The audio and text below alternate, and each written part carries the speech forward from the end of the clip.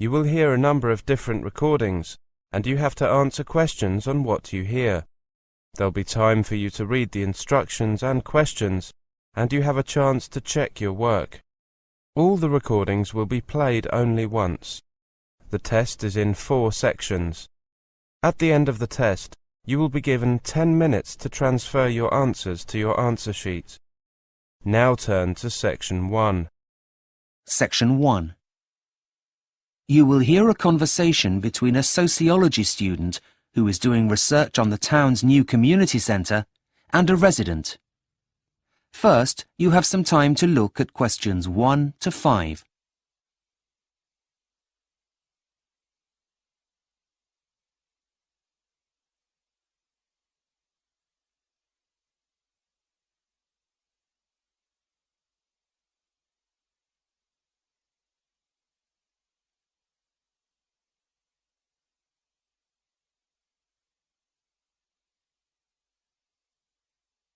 You will see that there is an example that has been done for you. On this occasion only, the conversation relating to this will be played first. Hi, good afternoon, sir. Excuse me? Could you spare a minute, please? Oh, hello. Sorry, I was in a world of my own. I didn't hear you there. No problem. My name's Katie, and I'm a second-year sociology student. We're doing a research project on the importance of community centres to local residents. May I ask, are you a resident of Moulton? The answer is community centres. So, community centres has been written in the space. Now we shall begin. You should answer the questions as you listen, because you will not hear the recording a second time.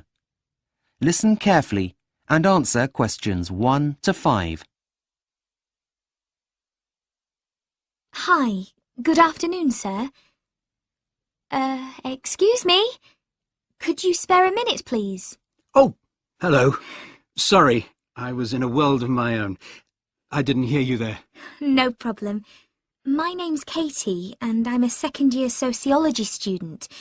We're doing a research project on the importance of community centres to local residents. May I ask, are you a resident of Moulton? Yes, I am. That's perfect.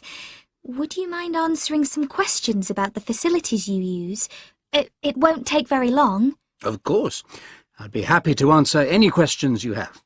Far away. Great. OK. The first questions are to do with you. So can I ask how old you are? We need to know for statistical purposes later. Well, I'd like to say 16, but I'm 59. 60 next week, in fact. Oh, congratulations for next week. Now I just need your postcode and then we'll get started. Right. Well, that's an easy one. It's HA87UP. 7A8 HQP. Was that right? No, my dear. It's HA87UP. Right. OK. Sorry for the confusion. That's quite all right. Now, what about these questions? Yes, let's get started. So, one of the most important things we need to know is which of the facilities you already use. Right, OK. OK. What about computer facilities? Do you currently use public computers anywhere in town? Yes, I do. I go to my local library. Great. Just jotting that down. OK. What about local sports facilities? Yes, I get down to the swimming pool at least twice a week. And education facilities? Are you currently attending any courses? Yes, I go to Spanish classes every Friday at the Further Education College. That's great. I must say, you're very active. Before you hear the rest of the conversation, you have some time to look at questions 6 to 10.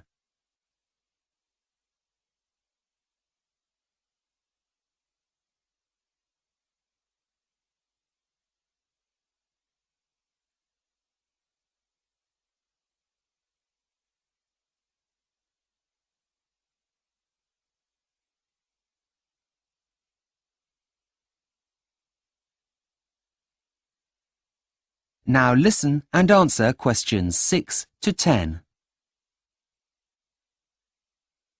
OK, we're halfway through. The next bit is all about how the community centre could be improved, if at all, that is. I see. Well, I'll give it a go. Well, firstly, I'd like to find out your views on sports facilities. Which sports do you think the community centre should offer that it doesn't already? Well, I'm not going to say swimming, as there's no point having 2 pools in a town of this size. Let me think. What about yoga? I know it's very popular these days. Yes, yoga and badminton. I used to play, you know. Really? Yes, and I was quite good, though I'm probably a bit rusty now. It's been years. OK. Do you think the classes should be split into groups? Yes, that's a good idea. I know that if there were classes only for pensioners, I'd definitely be more likely to play. I'm not as fast as I once was, you know. OK, I'll just write that down. Great. Now we're nearly done. I just need to ask you some questions about education. What kind of classes do you think the centre should offer that it doesn't already? Well, I suppose the kind of thing that's no longer offered at the local college. Things like arts and crafts. Those kinds of classes have now closed as they weren't financially viable, apparently. Yes, I heard about that. It was such a shame. Those kinds of classes are so important for the psychological well-being of those most vulnerable in a community. OK, I've written that down. Now I need to ask you whether you would be willing to pay for any of the services we were just talking about. As long as it wasn't too much, I have nothing against contributing. Something like £2 per class seems like a reasonable rate for an old man like me. OK. And lastly then, I just need to know how regularly you think you will use the new facilities, if the community centre makes the changes you have suggested. Well, I'd say 3 times a week, which is more than I go at the moment. I only bother on Mondays and Wednesdays, as there's nothing else on during the week that interests me. But I would definitely get out of the house more if they were to make those kinds of changes. That is the end of section 1. You now have half a minute to check your answers.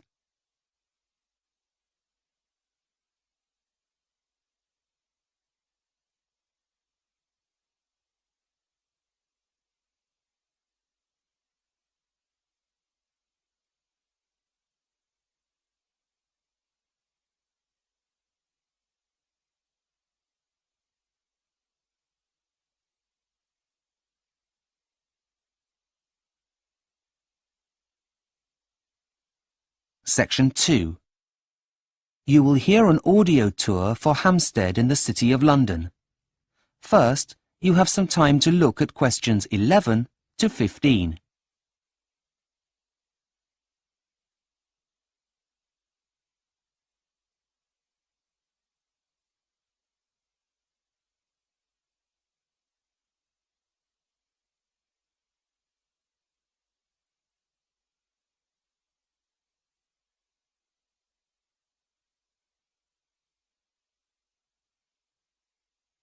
Now listen and answer questions 11 to 15. Hi and welcome to the Walking Audio Tour Service, which offers guided audio tours of over 30 walks around London. The full list of the walks is available on our website. You have chosen the Hampstead Heath Tour Part 1, which was, in fact, the first of the walking tours that were recorded. Your walk takes you through part of the Heath, a huge, wild, open parkland, where Londoners and visitors to the city can come and enjoy some leisurely and refreshing exercise. The Heath is one of the gems of North London. When you enter the parkland, you will feel as if you are walking in the wild countryside, but you are actually still in an urban area. The walking tour begins here at the exit to Hampstead Underground Station, which is the deepest station on the London Underground system. We hope that you enjoy your experience, whether you are on your own or sharing your walk with a companion. So, let's begin your tour. We hope you enjoy it. If you turn right as you exit Hampstead Station and stay on the right-hand side of the road, the main thoroughfare, Heath Street, will take you up the hill to the heath itself. You are now walking away from the main shops and cafes in Hampstead Village, but you can return to visit these after your walking tour for some window shopping.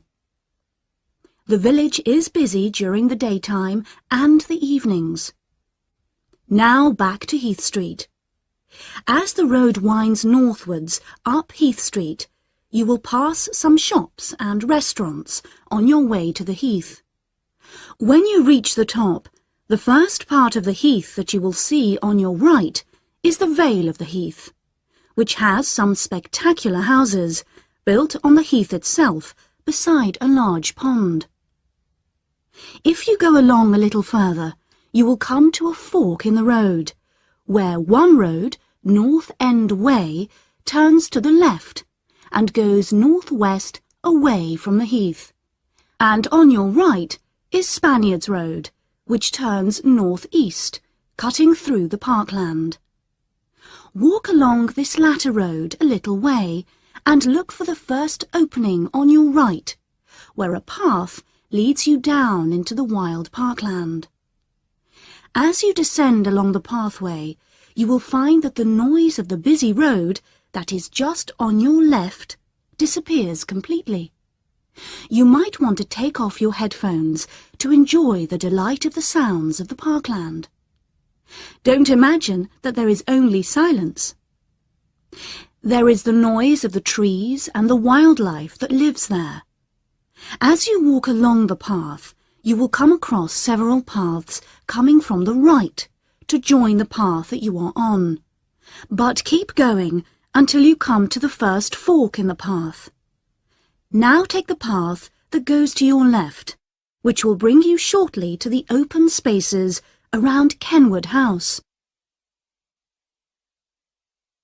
Before you hear the rest of the audio tour, you have some time to look at questions 16 to 20.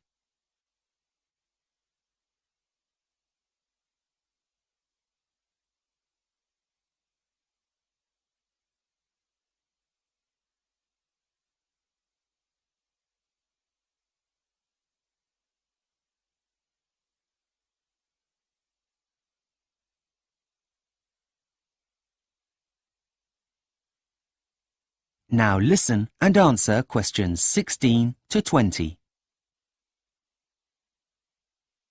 You can either walk through the woods and enjoy being among the trees, or you can savour the other charms the heath has to offer. You are now at Kenwood House, which is a museum open to the public. It has been used as the setting for several well-known films, and is used as a venue for a wide range of functions. For some light refreshments, there is the cafe at Kenwood House.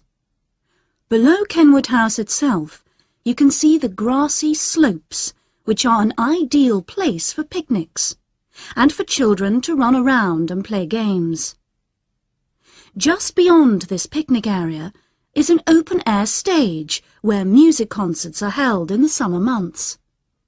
You might even see the stage being prepared for a concert while you are there. You might want to explore this part of the heath at your leisure. But before you leave the heath altogether, there are two other notable features that are worth visiting. On the east side of the heath are several large ponds for segregated and mixed bathing. And if you would like a view of London, you can visit Parliament Hill, which gives you a good panorama of London that is in fact protected by law. That is the end of section 2. You now have half a minute to check your answers.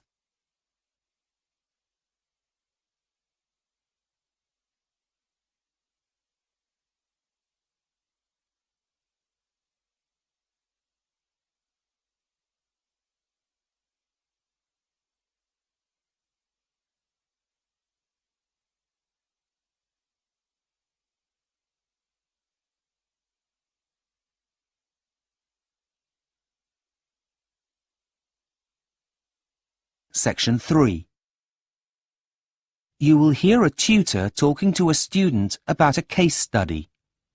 First, you have some time to look at questions 21 to 25.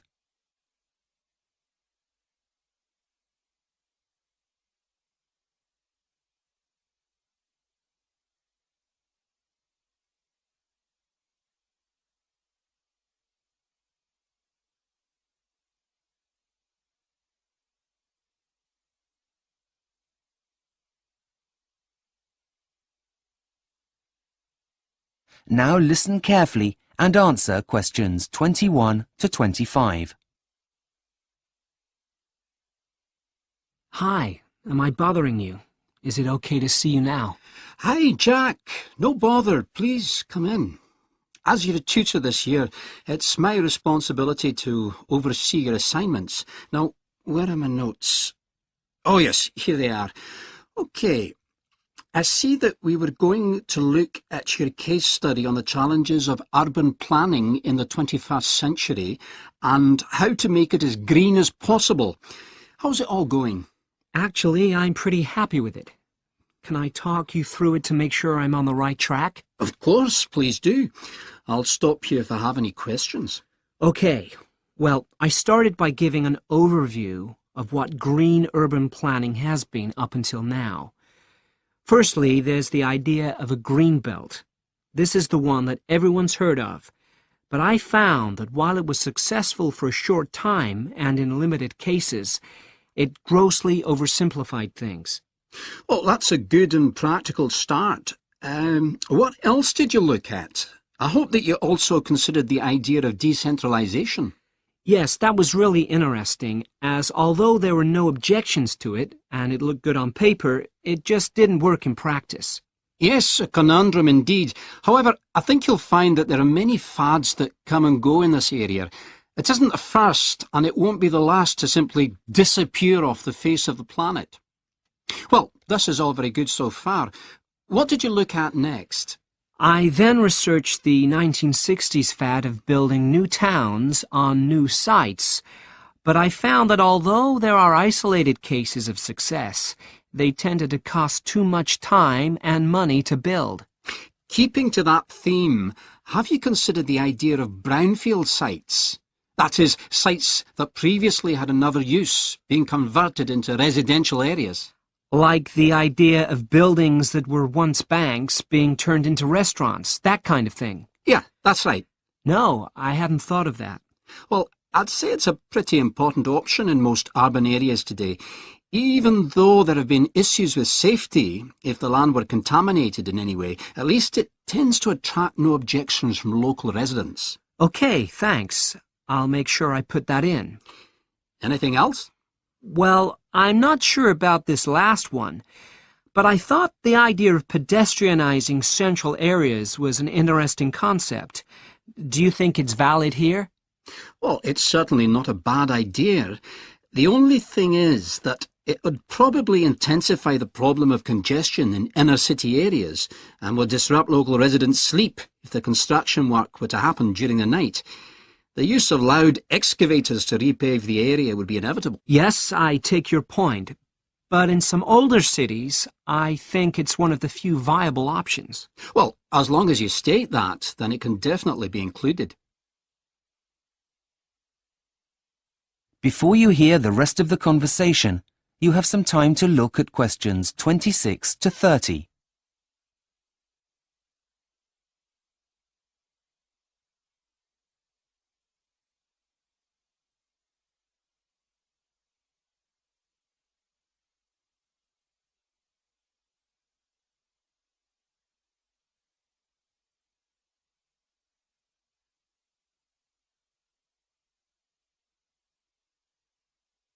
Now listen and answer questions 26 to 30. Okay, so that's my introduction to urban planning sorted. But now I come to the main part, which is the case study.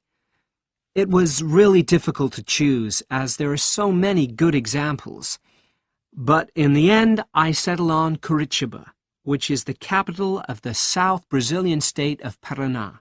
Ah, yes, nice choice. How's the research coming along?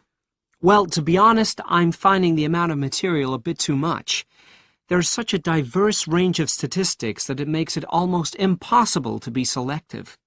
Well, tell me a bit more about what you discovered, and then we'll see if we can come up with a plan to tackle the problem. Well, it's fascinating. Local authorities managed to achieve so much since the 1960s, principally because, rather than waiting for central government initiatives, they chose a cohesive strategy where residents were consulted.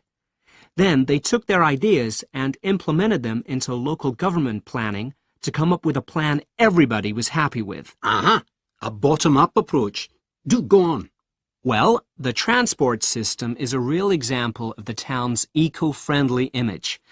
Even though they have one of the highest number of cars per person in the country, they also have the highest number of people using public transport.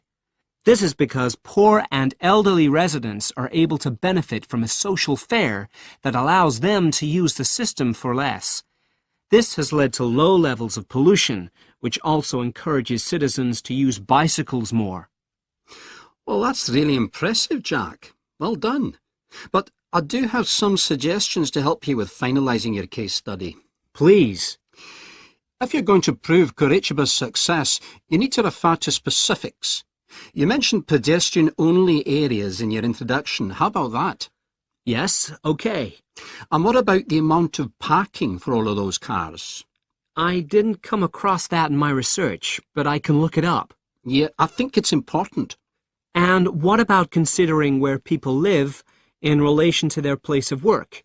If they live in the suburbs, how about mentioning how far they need to travel in order to get to work? And don't forget about their recycling strategy, including how easy it is and how much they recycle, making sure you include statistics to back it up. Okay, got it.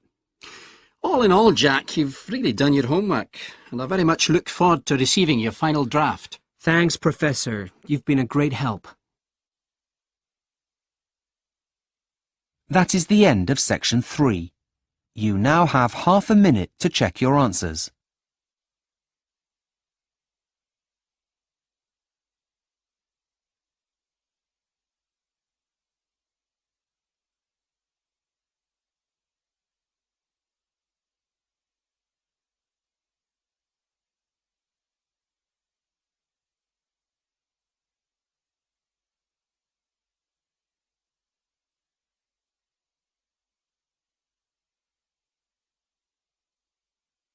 Section 4. You will hear part of a talk to economics students about how to make the most of their course. First, you have some time to look at questions 31 to 40.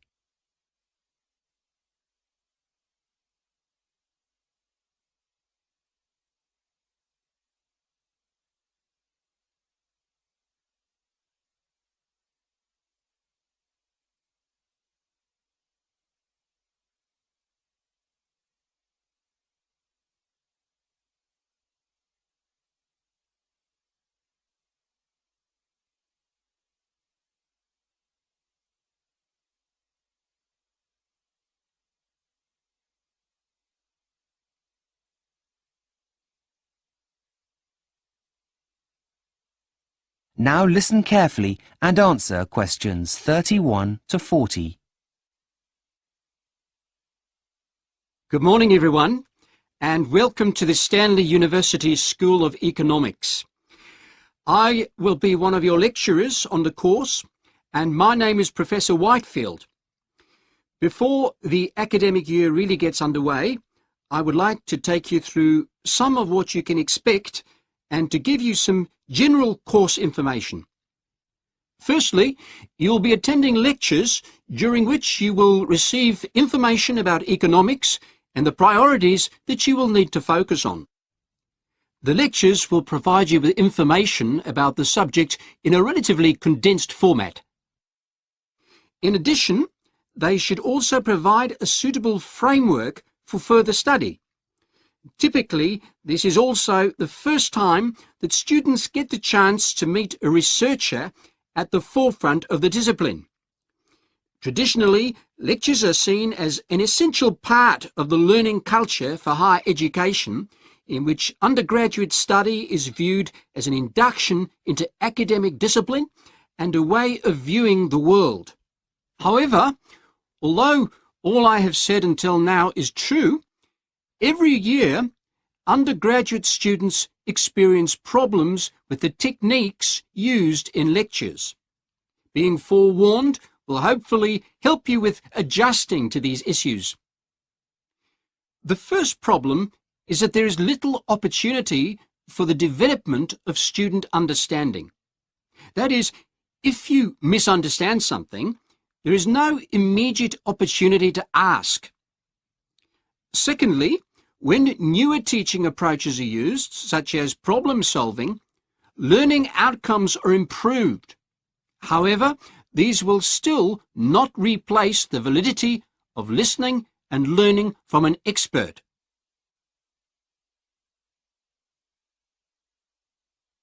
Now, before you start despairing, there are several things that you can do in order to make the learning process and, consequently, your student life at the university easier. First and foremost, be prepared. You will be given a reading list. Don't just throw it away or forget about it. Make sure you leave enough time to go through all items on it. Once you've done that, an ideal thing to do would be to test yourself on the contents. Prepare a mini quiz while reading and go back to it before the lecture and just check you know the answers. Now, for most of you, this won't be the first time that you're studying economics, but you may have taken a gap year or had a period of time working. If this is so, and even if it isn't in fact, it always makes sense to go back and refresh your memory on those relevant theories you learned about before, as we'll definitely be referring to them. Okay, there are just a couple more ideas I'd like to suggest before I'll take any questions you may have. We are lucky enough to be living in a digital age, so use resources like the web to do some extra background research.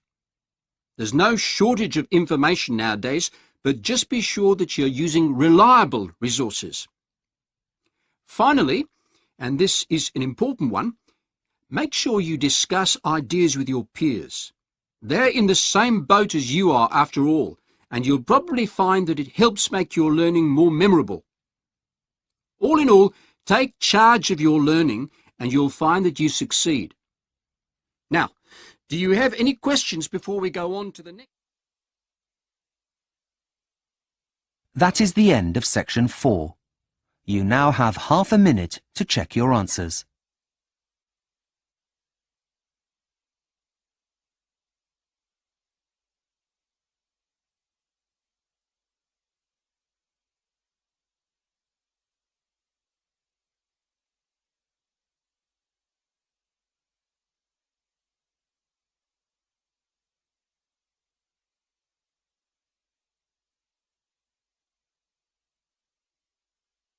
That is the end of the listening test, the IELTS test. You now have 10 minutes to transfer your answers to the listening answer sheet.